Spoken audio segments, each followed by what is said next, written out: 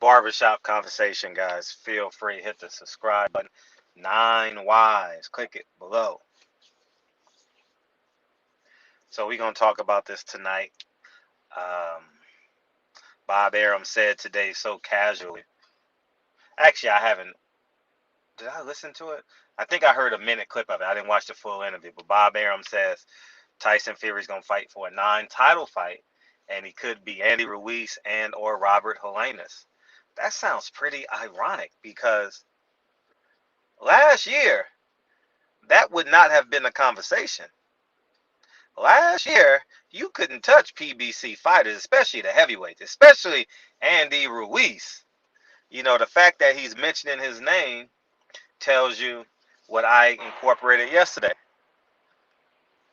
Bob Arum understood the business model of Al Heyman. He knew it was a Ponzi scheme. He knew it was a Al Heyman and what's the man's name? Gosh, damn it. He got fired. Now he has his own investment. Damn. Anyhow, Brad something. They took that 925 million, took their management fees off the top, and it's gonna leave so many fighters stuck. And y'all praising Al Heyman, he's a genius. No, he's not a genius. I'm the genius because I'm the first person to figure it out.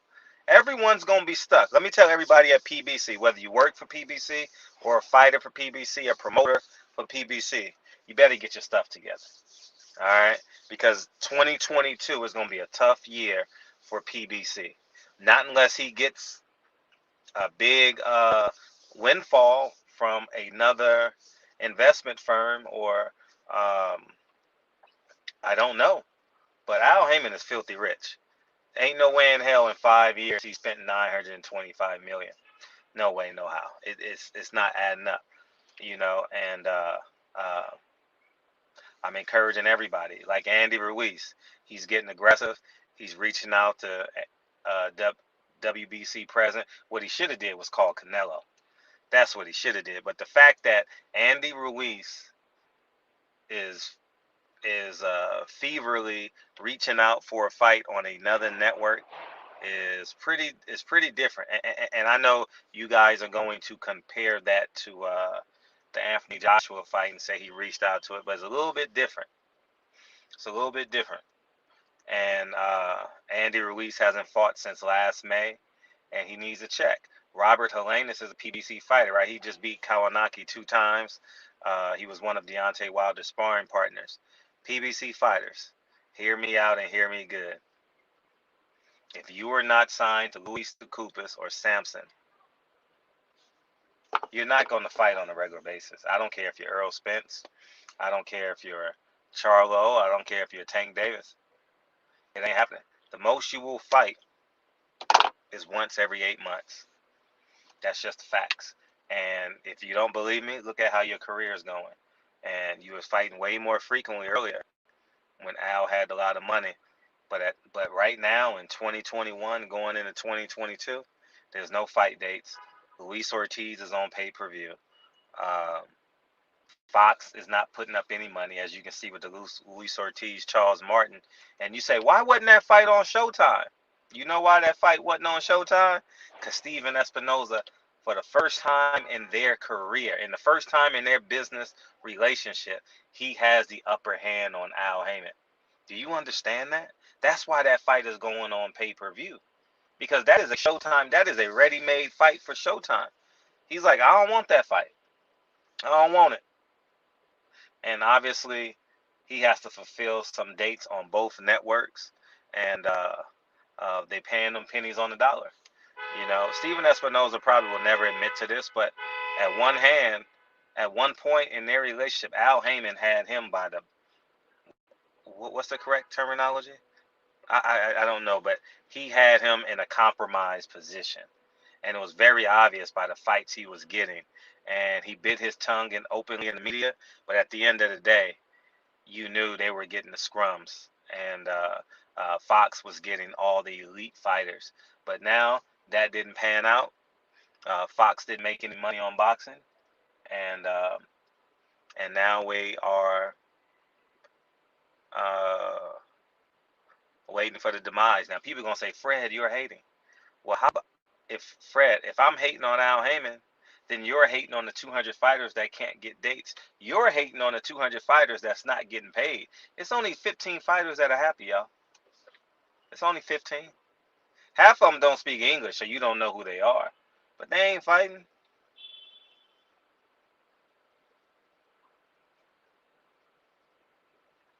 So this will be the third fight, fourth fight that that that he has gotten Sean Porter.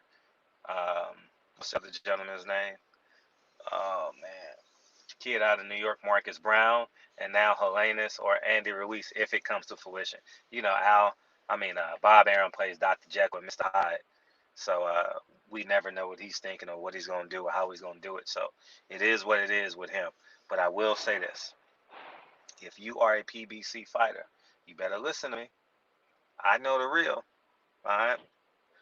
Especially you, the undercard fighters. You know, like the co-main event, the third fighter. You better start looking elsewhere. You better start calling. You better call Eddie Hearn before the line gets too long. Eddie Hearn can only take on so many fighters. Top Rank can only take on so many fighters. But it's about to get ugly. You saw what Floyd and Leonard did to Mickey Bay. You saw what Floyd and them did to. I need to do a video on that. I heard through the grapevine that he's not signed to TMT anymore. Contract's up, or he was dropped. So we'll figure that out in time span. But there haven't been any charges. That's pretty weird. So anyways, barbershop conversations. Another PBC fighter wanting to fight desperately. Robert Helenius. When have you heard Bob Arum roll off two PBC fighters? That's never happened. He would never say that. Never say that. Never. Not in a million years. You know, in the manner in which he said it. You know, he would always say, well, they're too expensive. We can't afford them. It's hard dealing with Al. Well, Al is having a fire sale. Al can't get the date. So PBC 5, you can go out and get a date. If you can go out and get an investor and get a fight in your hometown, you best do it. Because it's coming down to the wire. If you are a black elite fighter, invest your money because you're only going to be fighting once a year. You know what I mean? Listen to me and listen to me clearly because I'm going to be the hero. In about 18 months, in about a year, I'm going to be the hero. And y'all going to be like, Fred, how did you know this? You were right. Oh, and all y'all fans that were protecting Al Heyman and not speaking up for these 200 fighters that don't have fights, that's only fighting once a year, and 2 times every 18 months and 16 months. Y'all the problem. Y'all are the problem. And that's where, so keep on protecting a man. You don't even know his last name. That may not be his real name. You know what I mean? You don't even know if he's pro-abortion, anti-abortion, pro-black, whether he voted for Trump. Y'all don't know nothing about this man. He's only a hero to 15 fighters. Listen to me and listen to me correct. He ran this Bernie Madoff Ponzi scheme, and that's exactly what it is. If you don't believe me, do a Google search and look at those investors at Waddell and Reed. They done took them to court in St. Louis. And you over here protecting them, and they lost $1 billion in investment money. And then the guy from Waddell and Reed went to work for PBC. It's a whole legal Ponzi scheme. Anyhow, man, Al Heyman, man, you a piece of crap, man. Oh, you a piece of crap to use these black fighters the same way Fox, the same way the channel Fox used Martin, Living Single, and New York Undercover is the same way Al Heyman used these black fighters because they were the elite talent. He don't care about the fighters coming out of the Olympics. He don't care about building up a prospect. He doesn't care because PBC has to fail. If PBC succeeds, he has to pay back $1 billion in investment money. Do you understand that? So PBC 100% must financially fail. Do you understand that? It can't succeed. It cannot. It is impossible. And guess who knows that? Me and Bob Arum. We the only two people in boxing that know it. Everyone else is like, oh, out, nah. PBC is dead, and there you have it. So, and I don't care if you're, I don't even care. Y'all can say what you want, but it's sad that black people are trusting a man they never heard or seen. But that's why you get hit with these Ponzi schemes online. That's why men like Brother Polite and these conscious community be ripping y'all off. That's why they be ripping y'all off, because you fall for anything. You think pro-black supersedes common sense. You think pro-black supersedes the truth. It doesn't.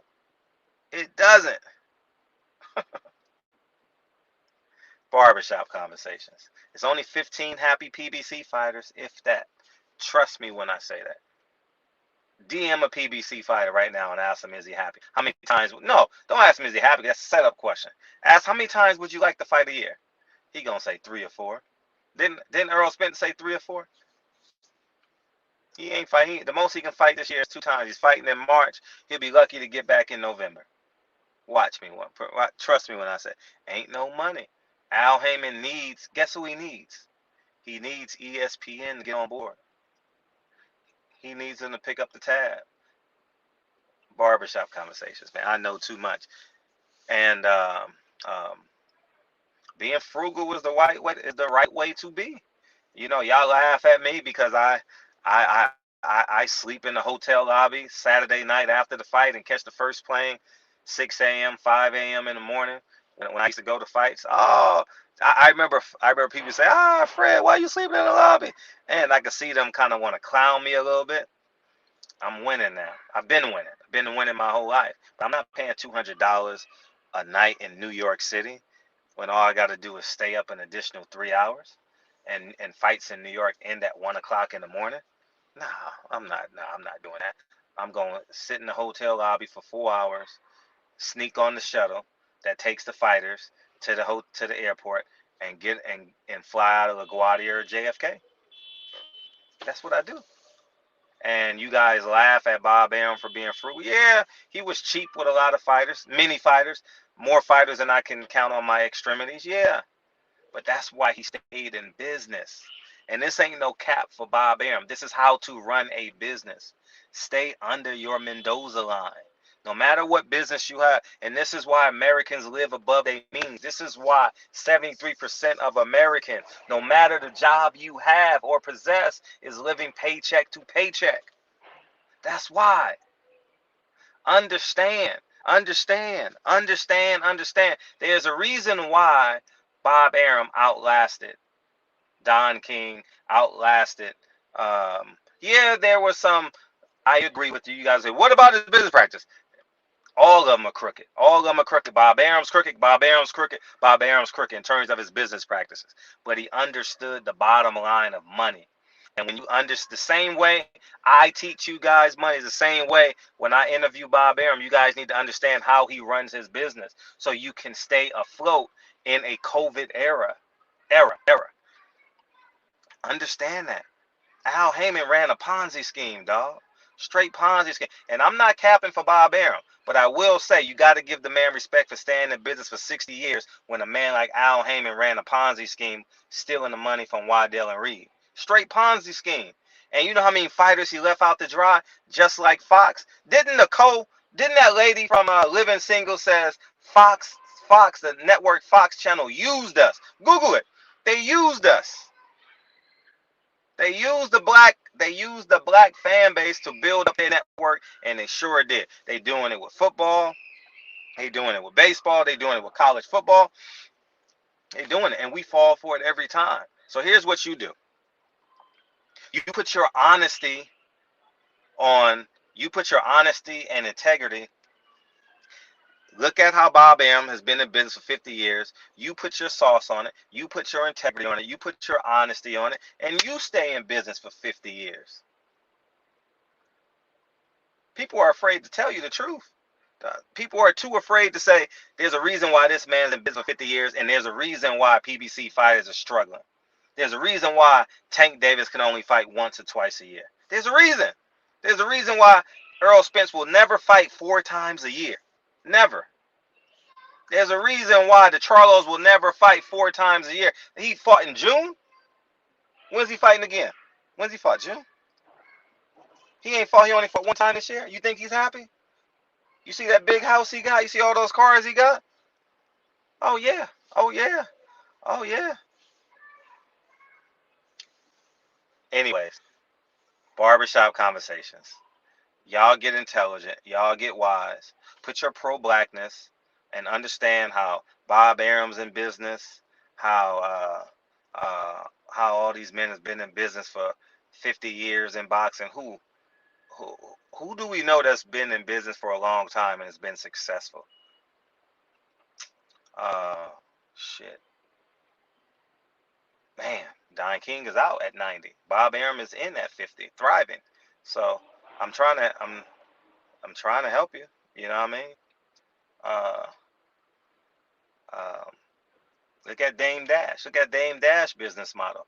You know, if you don't want to look at Bob Arum, look at Dame Dash. Maybe that'll help. Dame Dash is like my dude in my head, man. He's like one of my friends in my head. So, anyways, I root for you, Andy Ruiz. I hope you get a fight. I hope you get a fight. I'm the only one willing to tell the truth.